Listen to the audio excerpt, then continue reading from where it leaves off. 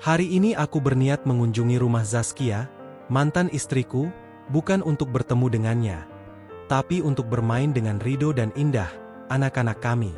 Aku sudah janji pada Rido, minggu ini dia boleh pilih mainan di toko. Aku sengaja tidak menelpon Zaskia, ingin memberi kejutan. Sebelum mulai, jangan lupa subscribe dan like serpihan kisah, karena setiap kisah punya sisi yang tak pernah kau bayangkan. Perjalanan 1 jam terasa ringan karena aku membayangkan wajah polos mereka berlarian menyambutku. Perceraian seharusnya tak memutuskan hubungan anak dan ayah. Namun sesampainya di rumah itu, aku justru mendapat kabar yang membuat dadaku sesak. Asisten rumah tangga berkata, anak-anak dibawa pergi Bu Zaskia 2 minggu lalu. Aku terdiam. Kemana? Tanyaku. Dia menggeleng. Kemana mereka? Dan, kenapa Zaskia tega sekali? Aku duduk di mobil, menatap kosong ke depan. 2 minggu. Selama itu pula aku tak tahu keberadaan anak-anakku. Rini, istriku sekarang, sempat bilang kalau Zaskia memang sulit diajak bicara belakangan ini. Tapi aku tak menyangka ia akan bertindak sejauh ini. Aku mencoba menelpon nomor Zaskia. Tidak aktif. Pesan singkatku tak terbaca. Aku mulai berpikir, jangan-jangan ada seseorang yang mempengaruhinya. Yang membuatku heran, kenapa Rini tampak begitu tenang saat aku ceritakan kejadian ini? Bukankah dia juga sayang pada Rido dan Indah? Atau, selama ini aku terlalu percaya padanya? Hari itu juga aku mencoba mencari tahu ke rumah orang tua Zaskia. Mereka pun terkejut. Ayah nggak tahu, Nak. Zaskia nggak pernah bilang mau pindah, ujar ayahnya. Aku tak ingin memancing emosi. Aku hanya pamit dengan janji akan terus mencari. Malamnya, saat aku pulang, Rini sudah menungguku. Kenapa mukanya murung begitu? Sudahlah, nanti juga mereka balik, katanya sambil menyerahkan secangkir teh. Aneh, kenapa ucapannya terasa dingin? Seakan kehilangan anak-anak itu bukan masalah besar. Beberapa hari berlalu. Aku coba mencari informasi lewat teman-teman lama Zaskia. Seorang sahabatnya berkata, aku dengar Zaskia dapat tawaran kerja di luar kota, tapi katanya dia ragu. Kalau benar dia pindah kerja, kenapa tak mengabariku? Malam itu aku kembali menatap Rini yang sibuk dengan ponselnya. Saat aku mendekat, ia buru-buru mengunci layar. Entah kenapa, ada perasaan aneh di dadaku. Seperti ada rahasia besar yang dia sembunyikan. Rini mengajakku makan malam di luar. Katanya untuk menghiburku. Di restoran, aku melihatnya menerima telepon. Wajahnya berubah serius. Aku keluar sebentar, ya, katanya, lalu pergi keluar.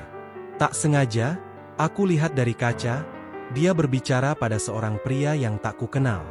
Gerak tubuh mereka terlalu akrab. Jantungku berdetak kencang.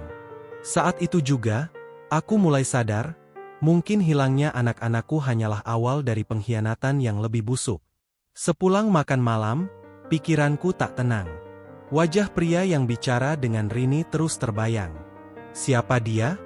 Malam itu aku pura-pura tidur lebih dulu. Dari sela mata yang terpejam, aku melihat Rini keluar kamar sambil membawa ponselnya. Aku mengikutinya pelan. Dia duduk di ruang tamu, berbicara lirih di telepon. Aman, dia nggak curiga. Kudengar jelas ucapannya. Napas ini tercekat. Aman dari apa? Siapa yang dimaksud dia? Kalau bukan aku? Keesokan paginya, Rini bertingkah seperti biasa. Tapi aku sudah memutuskan untuk mencari tahu.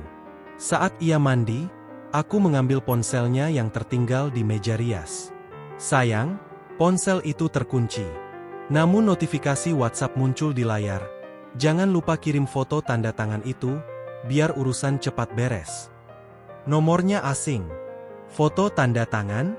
Urusan apa yang dia rahasiakan dariku? Hari itu aku sengaja keluar rumah lebih pagi, berpura-pura ada urusan kantor. Padahal, aku memarkir mobil tak jauh dari rumah, menunggu Rini keluar. Benar saja, 1 jam kemudian ia pergi naik taksi online. Aku mengikutinya dari jauh. Ternyata, ia menuju sebuah kantor jasa pengurusan dokumen. Aku melihatnya menyerahkan map coklat pada seorang pria yang sama seperti di restoran. Hati ini mulai yakin, Rini sedang bermain di belakangku. Aku mencoba menyelidiki lebih dalam. Lewat teman di kepolisian, aku mencari tahu siapa pria itu. Namanya Andra, dikenal sebagai makelar kasus, orang yang bisa mengurus dokumen atau masalah hukum secara cepat, meski caranya kotor. Tapi untuk apa Rini berurusan dengannya? Malamnya, aku sengaja memancing Rini bicara. Kamu aneh, akhir-akhir ini sering keluar. Urusan apa? Tanyaku santai. Dia tersenyum tipis. Oh, cuma bantu teman. Jawabnya cepat. Bohong. Matanya tidak bisa menyembunyikan kegugupan. Seminggu berlalu, dan aku terus mengamati. Hingga suatu malam, aku menerima pesan dari nomor tak dikenal. Kalau mau tahu di mana anak-anakmu, temui aku di kafe Jalan Melati. Jangan bawa siapa-siapa. Aku datang. Di sana, seorang wanita berkerudung duduk menungguku. Aku teman Zaskia, katanya. Kau harus tahu, orang yang membuat Zaskia pergi dan menjauhkan anak-anak darimu, adalah istri keduamu sendiri. Darahku berdesir. Dunia seolah runtuh di sekelilingku. Wanita itu, yang mengaku sahabat Zaskia, menatapku penuh iba. Rini datang ke Zaskia, bawa cerita kalau kamu sudah lupa sama anak-anak. Dia bilang kamu mau ambil hak asuh Rido dan Indah, lalu memisahkan mereka dari ibunya. Aku terhenyak. Itu bohong. Dia mengangguk. Tapi Zaskia percaya. Apalagi Rini bawa beberapa dokumen yang seolah-olah membuktikan ucapannya. Dokumen? Apakah itu yang tadi Rini urus di kantor Andra? Sahabat Zaskia melanjutkan, aku nggak tahu isi semua dokumen itu. Tapi Zaskia panik, langsung bawa anak-anak pergi ke luar kota. Aku memegang kepala, mencoba mencerna. Jadi selama ini Rini sengaja membuat jarak antara aku dan anak-anak. Demi apa? Sahabat itu memberiku alamat sementara tempat Zaskia menginap. Kalau kau mau, segera temui dia. Tapi hati-hati, Rini mungkin akan menghalangi. Keesokan harinya, aku berpura-pura akan dinas ke luar kota. Rini hanya tersenyum tipis, tanpa banyak tanya. Di jalan, aku berpikir keras. Aku tak bisa langsung menemui Zaskia tanpa bukti yang kuat untuk melawan fitnah Rini. Aku menghubungi temanku di kepolisian lagi. Tolong, aku butuh kamu selidiki hubungan Rini dan Andra, pintaku. Jawabannya membuat bulu kuduku berdiri. Aku dengar mereka pernah bekerja sama dalam penipuan dokumen warisan, bro. Sore itu aku tiba di kota tempat Zaskia menginap. Dari jauh, kulihat Rido dan Indah sedang bermain di halaman rumah kontrakan sederhana. Hatiku bergetar. Namun aku tak langsung mendekat. Aku ingin bicara dulu dengan Zaskia secara baik-baik. Saat dia membuka pintu, ekspresinya kaget dan dingin. Kau mau apa? Rini sudah ceritakan semuanya, katanya ketus. Aku menatap matanya. Kalau kau masih percaya padaku, izinkan aku buktikan, semua yang dia katakan itu bohong. Zaskia terdiam sejenak. Kalau itu benar, buktikan. Tapi jangan dekat-dekat anak-anak dulu. Aku nggak mau mereka bingung. Aku mengangguk. Aku janji. Di perjalanan pulang, aku mulai menyusun rencana. Aku akan mencari semua bukti yang menunjukkan kebusukan Rini, baik dari urusan dokumen palsu, hubungannya dengan Andra, maupun fitnahnya pada Zaskia. Aku tak akan berhenti, sampai semuanya terbongkar. Beberapa hari kemudian, temanku di kepolisian mengirimkan foto-foto Rini bersama Andra. Bukan hanya di kantor dokumen, tapi juga di sebuah rumah mewah, tempat yang ternyata sering dipakai untuk transaksi ilegal. Aku juga temukan rekaman CCTV, mereka pernah bertemu di sini 6 bulan lalu, kata temanku. Jadi, kerja sama mereka bukan hal baru. Rini menyembunyikan masa lalu kotornya sejak awal aku menikahinya. Aku menelusuri rekening bank bersama seorang kenalan di bank. Ternyata, ada transfer rutin dari rekening Andra ke rekening Rini, nominalnya puluhan juta. Dan, beberapa hari sebelum Zaskia pergi, ada transfer besar yang masuk. Semakin jelas, uang itu pasti bagian dari rencana untuk memisahkanku dari anak-anak, demi menguasai sesuatu. Tapi, apa yang mereka incar sebenarnya?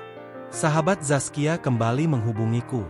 Aku ingat, dulu kamu pernah cerita soal tanah warisan dari orang tuamu di Cianjur. Aku mengangguk. Tanah itu memang belum sempat aku urus suratnya. Nilainya sangat besar. Tiba-tiba semuanya masuk akal. Rini dan Andra ingin menguasai tanah itu. Mereka membuatku terlihat tidak layak sebagai ayah, supaya aku sibuk urusan hukum dan lalai mengurus asetku. Busuk, benar-benar busuk. Aku memutuskan untuk memancing Rini. Malam itu, aku pura-pura mengeluh, aku capek. Pikiranku bercabang antara anak-anak sama urusan tanah warisan.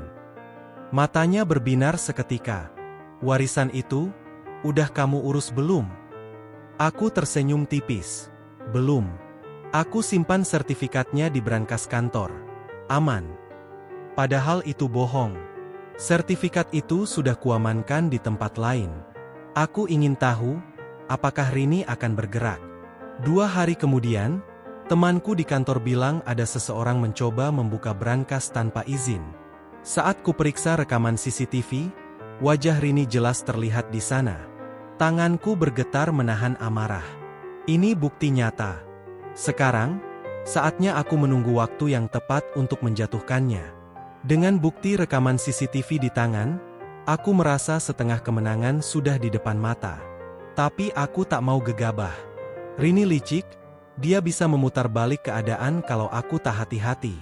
Aku mulai menghubungi sahabat Zaskia lagi, memintanya mengatur pertemuan 3 pihak, aku, Zaskia, dan Rini, dengan alasan membicarakan hak asuh anak. Padahal, di pertemuan itu aku akan menyiapkan semua bukti kebusukan Rini. Sejak insiden brankas, Rini jadi sering gelisah. Dia mulai sering menelpon Andra, bahkan keluar malam dengan alasan rapat mendadak. Aku tahu, itu tanda dia merasa waktu semakin sempit.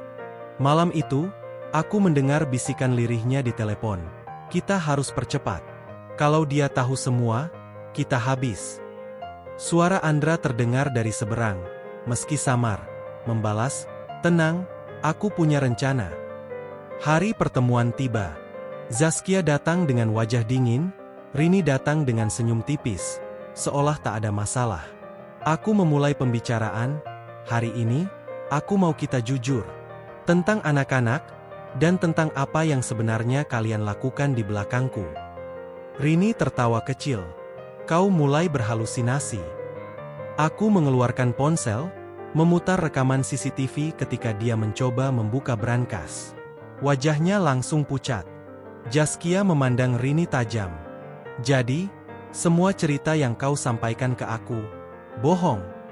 Rini mencoba menyangkal, tapi aku sudah mengeluarkan bukti transfer uang dari Andra ke rekeningnya, foto-foto pertemuan mereka, dan hasil investigasi polisi tentang kasus penipuan dokumen warisan. Suaraku bergetar menahan amarah, "Kau bukan cuma mencoba mengambil anak-anakku, tapi juga merampas hartaku." Rini mulai menangis, tapi air mata itu tak bisa menutupi wajah aslinya yang penuh tipu daya. Zaskia menutup wajah, berusaha menenangkan diri. "Aku minta maaf, aku percaya padanya. Aku kira dia tulus." Aku menatapnya tegas, "Yang penting sekarang, kita kembalikan semuanya seperti semula. Anak-anak harus kembali padaku." Rini menunduk, suaranya hampir tak terdengar. Aku cuma mau hidup enak." Dan disitulah aku sadar, pernikahan ini sudah hancur, tak ada yang bisa diselamatkan dari hati yang busuk. Setelah pertemuan itu, aku tak menunggu lama. Semua bukti kuserahkan ke pihak kepolisian. Rini mencoba kabur, tapi aku sudah lebih dulu memblokir semua aksesnya ke rekening dan asetku. Andra pun ikut terseret, ditangkap di sebuah rumah kontrakan bersama dokumen-dokumen palsu. Berita penangkapan mereka cepat menyebar, dan di mata keluarga besar, nama Rini jatuh sedalam-dalamnya. Zaskia akhirnya mengizinkanku bertemu Rido dan Indah. Saat mereka berlari memelukku, aku tak bisa menahan air mata. Papa nggak akan ninggalin kalian lagi, janjiku sambil memeluk erat.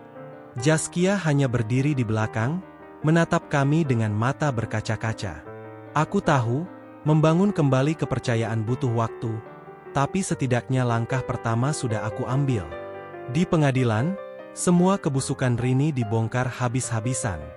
Dari manipulasi Zaskia, percobaan pencurian sertifikat tanah, hingga kasus penipuan bersama Andra. Wajahnya pucat pasi saat hakim membacakan vonis, hukuman penjara 4 tahun.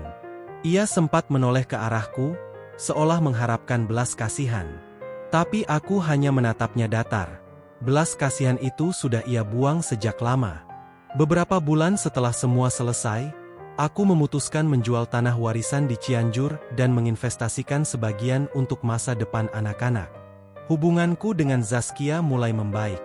Bukan berarti kami akan kembali bersama, tapi setidaknya kami bisa bekerja sama sebagai orang tua yang baik. Rido dan Indah kembali ceria, dan aku belajar. Jangan pernah menaruh kepercayaan penuh pada orang yang belum teruji niatnya. Kini, setiap kali mengingat Rini, aku tak lagi marah. Yang tersisa hanyalah rasa lega, karena topengnya sudah terlepas sebelum segalanya terlambat. Hidup mengajarkan satu hal padaku, bahwa orang terdekat bisa jadi musuh paling berbahaya jika hatinya busuk. Dan aku berjanji, tidak akan pernah lagi menukar kebahagiaan anak-anakku demi rayuan manis yang palsu. Terima kasih sudah mengikuti cerita ini sampai akhir. Share kisah ini kalau menurutmu, orang terdekat bisa jadi yang paling berbahaya.